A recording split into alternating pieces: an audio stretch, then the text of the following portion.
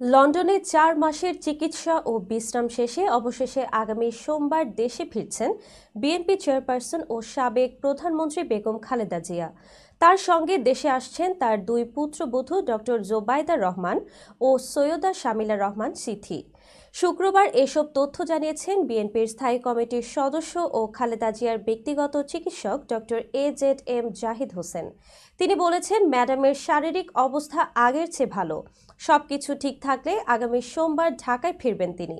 দেশে ফেরার সময় তার সফর সঙ্গী হিসেবে থাকছেন তার দুই পুত্রবধূ ডক্টর জোবাইদা রহমান ও সৈয়দা শামিলা রহমান সিথি।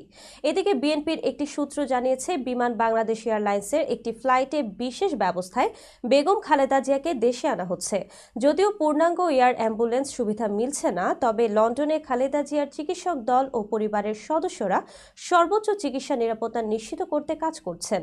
পুরো বিষয়টি তদারকি করছেন বিএনপির ভারপ্রাপ্ত চেয়ারম্যান তারেক রহমান।